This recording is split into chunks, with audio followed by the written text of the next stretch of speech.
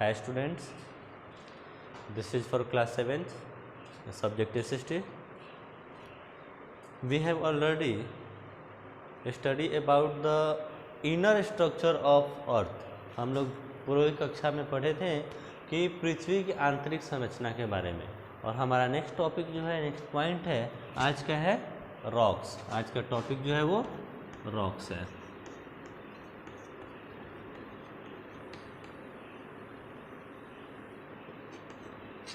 Rocks चट्टानें।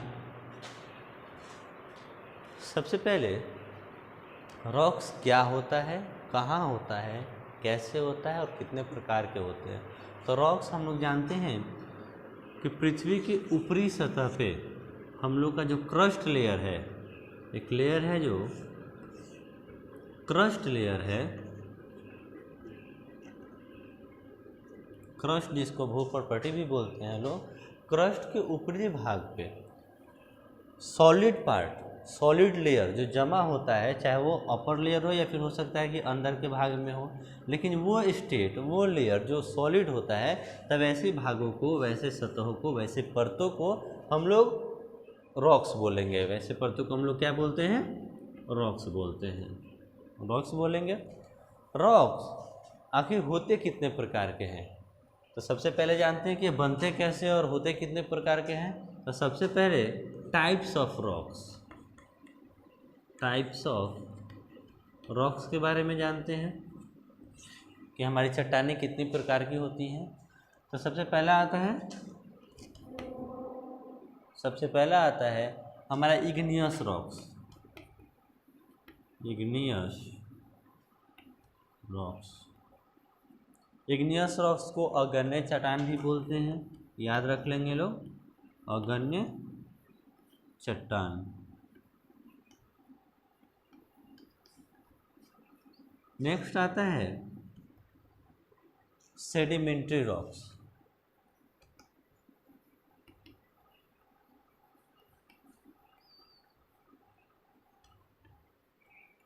Sedimentary rocks जिसको अवसादी चट्टान बोलते हैं।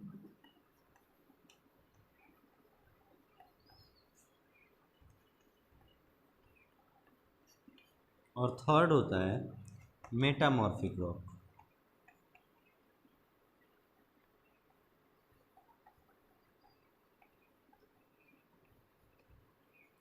मेटामॉर्फिक रॉक्स, इसको रूपांतरित या कायांतरित चट्टान बोलते हैं। रूपांतरित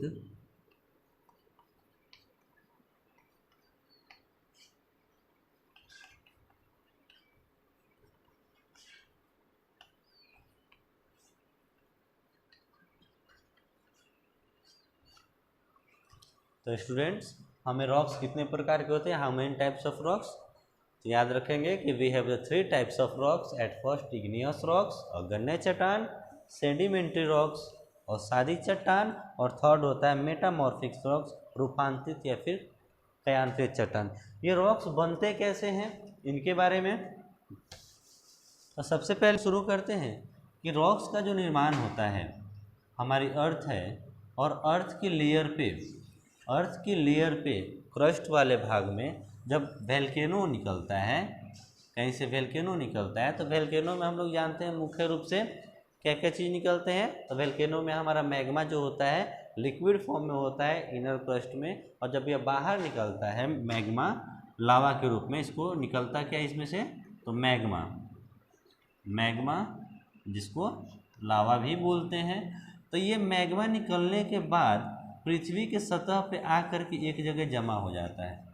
पृथ्वी की सतह पे आकर के एक जगह क्या होता है? जमा हो जाता है।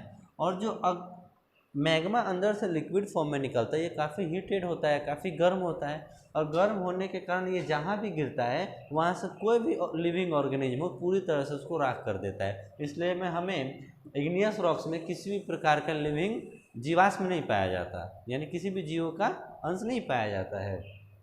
तो सबसे पहले याद रखेंगे कि जब क्रस्ट के वाले भाग में हमारा लावा निकलता है, वोल्केनो निकलता है, और वो निकलने के बाद कूलिंग होता है, और कूलिंग जहाँ पे होता है और वहाँ पे जो चट्टानें बनती हैं, तो उसको हम लोग इग्नियस रॉक्स बोलते हैं। उसको क्या बोलते हैं?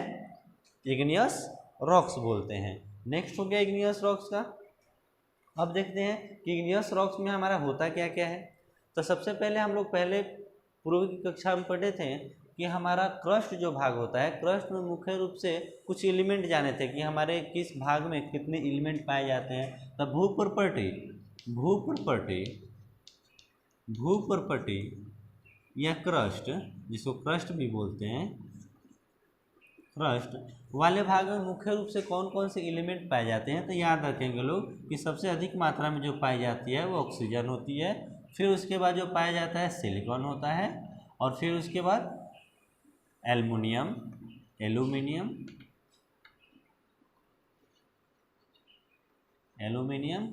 और आयरन। इसी प्रकार से लगभग अप्रॉक्स 10 एलिमेंट जो होते हैं अधिक मात्रा में हमारे क्रस्ट वाले भाग में पाए जाते हैं। ठीक है, तो सबसे अधिक याद रखेंगे कि क्रस्ट वाले भाग में कौन सा एलिमेंट पाया जाता है। तो याद रखिएगा कि ऑक्सीजन पाया जाता है 41% के अप्रॉक्स। फिर उसके बाद मैग्मा जो निकलता है, अब आते हैं यहाँ पे इग्नियस रॉक्स पे। मैग्मा जो निकलता है, मैग्मा आकर के जहाँ पे कूलिंग होता है और वहाँ पे जो चट्टानें बनती हैं तो उसको हम लोग इग्नियस रॉक्स या अग्नेय चट्टान बोलते हैं। फिर इग्नियस रॉक्स बनने के बाद हजारों साल बीतने के बाद यह इग्नियस रॉक्स जो होते हैं टूटने लगते हैं और टूट करके ये परतों में विभाजित होने लगते हैं। यानी जहाँ पे भी होंगे वहाँ टूट करके ये परतों में विभाजित होना शुरू करेंगे। तो जब परतों में विभाजित होना शुरू करेंगे तो इनको नाम दिया जाता है सेडिमेंट्री रॉक्स का। इनको क्या नाम दिया जाता है? Sedimentary rocks.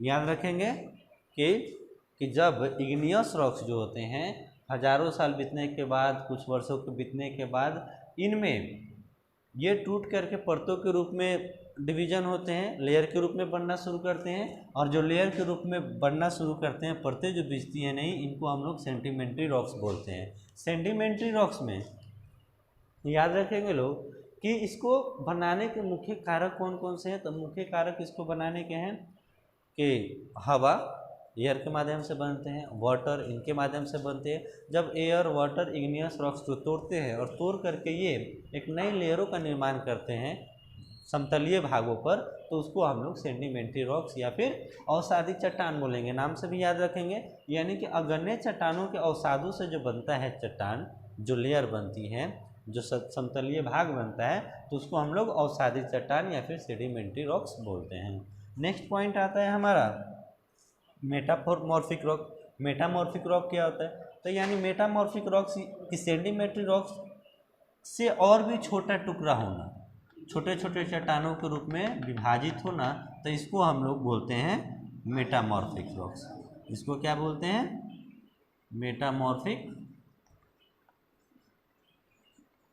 मेटामॉर्फिक रॉक्स या रूपांतरित या कयांतरित चट्टानें। मेटामॉर्फिक रॉक्स में बनने के दो कारक हो सकते हैं। पहला तो हो सकता है कि वो इग्नियस रॉक्स से डायरेक्ट मेटामॉर्फिक रॉक्स बन जाए, ये भी हो सकता है, या फिर सेंडिंग रॉक्स के टूटने से मेटामॉर्फिक रॉक्स बनता है। तो दोनों प्रकार से मेटामॉर्फिक रॉक्स बनते हैं। पहला इग्नियस रॉक से भी डायरेक्ट बन सकते हैं और सेडिमेंट्री रॉक से भी बन जाते हैं। इतना क्लियर है? अब नेक्स्ट हम लोग देखेंगे कि हमारा इग्नियस रॉक्स, सेडिमेंट्री रॉक्स और मेटामॉर्फिक रॉक्स जो बनते हैं ये तो वोल्केनो से बनते हैं, हम लोगों ने क्लियर कर लिया। इसके बाद और भी कुछ है, इसके कुछ भाग आते हैं। जैसे मान लीजिए किसी अर्थ के सरफेस पे वोल्केनो निकला और वोल्केनो निकलने के दौरान कुछ उसके जो मैग्मा थे, लावा थे, पृथ्वी की ऊपरी सतह पे आकर के यह जम गए, और क्रस्ट वाले भाग में इतना क्रस्ट है और कुछ वोल्केनो जो अंदर से निकला वो अंदर ही रह करके जम गया। तो इनको किस नाम से जानेंगे? तो याद रखेंगे कि इग्नियस रॉक्स में मैग्मा जो निकलता है, यदि पृथ्वी के क्रस्ट वाले भाग से ऊपर निकलता है तो इसको हम लोग बेसाल्ट रॉक्स के नाम से जानते हैं। Basalt rocks. याद रखेंगे कि मैग्मा जो है क्रस्ट के ऊपर वाले हिस्से में आकर के जमता है तो इसको हम लोग बेसाल्ट रॉक्स के नाम से जानेंगे। और यदि वो वोल्केनो में मैग्मा क्रस्ट के इनर वाले पोर्शन में जम जाता है तो इसको हम लोग ग्रेनाइट रॉक्स के नाम से जानेंगे। Granite rocks. तो स्टूडेंट्स आज ये हम लोग का रहा कि what is rocks and how many types of rocks. हम लोग जाने कि रॉक्स क्या होते हैं, कैसे बनते हैं, और रॉक्स कितने प्रकार के होते हैं। तो पहला इग्नियस रॉक्स, सेडिमेंट्री रॉक्स और मेटामॉर्फिक रॉक्स। इसके बाद हम लोग नेक्स्ट क्लास में पढ़ेंगे कि लैंड फॉर्म्स किस प्रकार से बनते हैं। तब तक के लिए थैंक यू।